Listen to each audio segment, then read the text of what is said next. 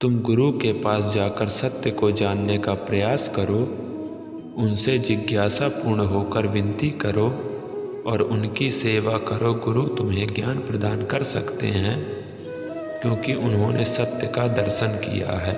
तुम्हारे हृदय में अज्ञानता के कारण जो संशय उठे हैं उन्हें ज्ञान रूपी शस्त्र से काट डालो। जो भक्तिभाव से कर्म करता है, जो विशुद्ध आत्मा है और अपने मन तथा इंद्रियों को वश में रखता है, वह सबों का प्रिय होता है और सभी लोग उसे प्रिय होते हैं। ऐसा व्यक्ति कर्म करता हुआ भी कभी नहीं बांधता। जिसने मन को जीत लिया उसके लिए मन सर्वश्रेष्ठ मित्र है, किंतु जो ऐसा नहीं कर पाया उसके लिए मन सबसे बड़ा शत्रु बना रहेगा। जो ज़्यादा खाता है या बहुत कम खाता है, जो ज़्यादा सोता है अथवा जो पर्याप्त नींद नहीं लेता, उसके योगी बनने का कोई संभावना नहीं है। एक उपहार तब शुद्ध होता है जब वह दिल से सही व्यक्ति को सही समय और सही जगह पर दिया जाता है और जब हम बदले में कुछ भी उम्मीद नहीं करते हैं। कोई भी जो अच्छा काम करता है उसका कभी भी बुरा अंत नहीं होगा, चाहे यहाँ या आने वाले दुनिया में हो। वह सुख जो लंबे अभ्यास से आता है, जो दुख के अंत की ओर ले जाता है, जो पहले जहर के समान है लेकिन अंत में अमृत के समान है, इस तरह का सुख अपने मन की शांति से उत्पन्न होता है। हमेशा दूसरों के कल्याण को ध्यान में रखकर अपना काम करें। भगवान की शांति उनके साथ है जिनके मन और आत्मा में सामंजस्य है, जो इच्छा और क्रोध से मुक्त हैं, जो अपनी आत्मा को जानते हैं। नरक के 3 मार्ग हैं, काम, क्रोध और लोभ। वह बुद्धि से जीते हैं जो अपने आप को सब में और सब में अपने आप को देखते हैं। इंद्रियां शरीर से ऊंची हैं, मन इंद्रियों से ऊंचा है। मन के ऊपर बुद्धि है और बुद्धि के ऊपर आत्मा है। इस प्रकार जो सर्वोच्च है उसे जानकर आत्मा को अहंकार पर शासन करने दें। स्वार्थी इच्छा वाले भयंकर शत्रु का वध करने के लिए अपनी शक्तिशाली भुजाओं का प्रयोग करें। इस ब्रह्मांड में परिवर्तन निश्चित है, नियमित है। आप एक पल में करोड़पति या कंगाल हो सकते हैं। भय और चिंता 2 शत्रु हैं जो हमारे कल्याण में बाधक हैं। हमें उन्हें अपने दिमाग से पूरी तरह मिटाने का प्रयास करना चाहिए। तुम खाली हाथ आए हो और खाली हाथ चले जाओगे। मनुष्य अपने विश्वास से बनता है, जैसा वह मानता है वैसा ही वह है। जो व्यक्ति संदेह करता है उसे कुछ हासिल नहीं होता। शंका करने वाला प्राणी कभी खुश नहीं रहता। जब मन व्याकुल हो तब कोई भी निर्णय ना लें। भरे हुए मन से लिया गया निर्णय कभी सही नहीं होता। यदि आपका आपके मन पर नियंत्रण नहीं है तो आपका मन आपके लिए दुश्मन के समान है। मन बहुत चंचल होता है, इसे वश में रखना मुश्किल है पर असंभव नहीं। अभ्यास से इसे वश में किया जा सकता है। जिसका जन्म हुआ है उसकी मृत्यु निश्चित है, इसलिए जो हुआ है उसका शोक व्यर्थ है। आप भविष्य को नहीं जानते, इसलिए आप अपने कल की चिंता में आज दुखी मत होना। आप केवल भविष्य का स्वागत कर सकते हैं और इसको संवारने के लिए आज कर्म कर सकते हैं। आपके अधिकार में सिर्फ कर्म करना है, इसलिए कर्म करें, फल की चिंता ना करें। जब कोई भी कर्म करने में आपको फल की चिंता नहीं रहती तो वो आपको जकड़ता नहीं है।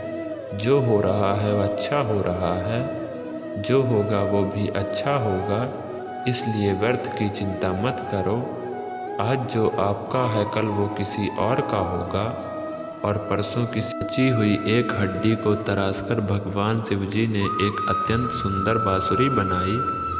फिर जब वह बालक भगवान कृष्ण से मिलने तब उन्होंने वही बांसुरी उन्हें भेंट कर दी। वो सुंदर भेंट कृष्ण भगवान को बहुत पसंद आई। शिव और कृष्ण भगवान के बीच स्नेह देखकर उस दिन देवताओं ने भगवान कृष्ण को बांसुरी वाला इस नाम से गौरवान्वित किया।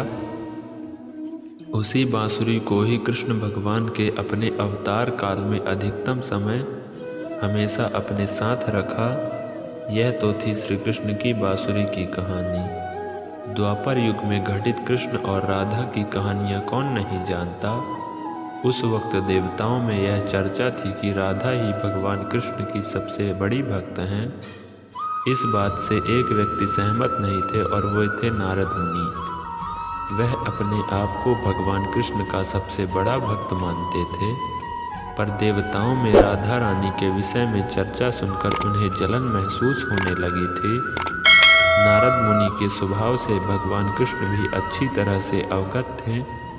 एक दिन नारद मुनि कृष्ण भगवान से मिलने द्वारकापुरी गए थे। उन्हें आता देख भगवान श्री कृष्ण अपना सिर पकड़कर बैठ गए। मुनिवर ने उन्हें देखते ही पूछा, क्या हुआ प्रभु, आप यूं सिर पकड़कर क्यों बैठ गए? उस पर द्वारकाधीश ने उत्तर दिया, मुनिवर आज हमें सिर में बहुत पीड़ा हो रही है। नारद बोले, तो प्रभु इस पीड़ा को मिटने का कोई उपाय है? कृष्ण ने कहा, हाँ उपाय तो है।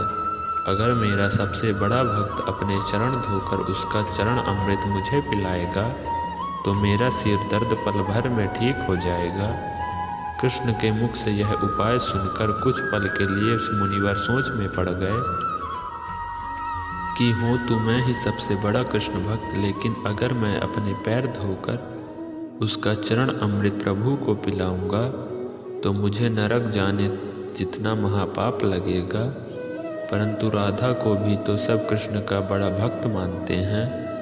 इतना सोचने के बाद भगवान कृष्ण से आज्ञा लेकर नारद तुरंत राधा रानी के महल में जा पहुँचे और उन्हें प्रभु के सिर में हो रही पीड़ा एवं उसके उपाय के बारे में वृत्तांत सुनाया।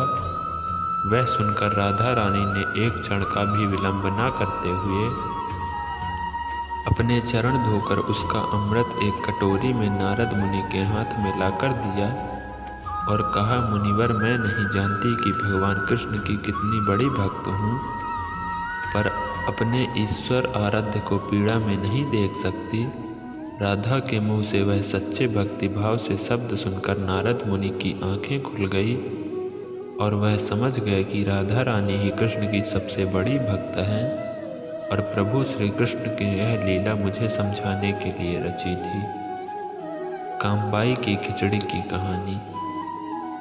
यह कहानी है भगवान कृष्ण की प्रिय भक्त कामबाई की। कर्माबाई बचपन से ही अपने माता पिता जीवन राम को कृष्ण भगवान की पूजा करते हुए देखती थी। वह कभी भी कृष्ण भगवान को भोग लगाए बिना भोजन ग्रहण नहीं करते थे। जब कर्माबाई 13 साल की थी तब एक दिन जीवन राम को तीर्थ पुरस्कार स्नान के लिए जाने की इच्छा हुई। साथ में उनकी पत्नी ने भी पुष्कर स्नान का इच्छा प्रकट की। जीवन राम अपनी बेटी को भी ले जाना चाहते थे, लेकिन दुविधा यह थी कि अगर वह सब घर बाहर गए तो श्री कृष्ण भगवान को भोग लगाएगा कौन। तब जीवन राम ने इस नित्य कर्म की जिम्मेदारी कर्माबाई को सौंपी और कहा कि देखो बेटी कर्मा, सुबह भगवान कृष्ण को भोग लगाने के पश्चात ही तुम भोजन ग्रहण करना। कर्मा ने भी अपने पिता की हाँ में हाँ भर दी। अगले दिन सुबह कर्माबाई ने उठकर सबसे पहले गुड़ और घी डाल के बाजरे के खिचड़ा बनाया और भगवान कृष्ण की मूर्ति के सामने रख दिया।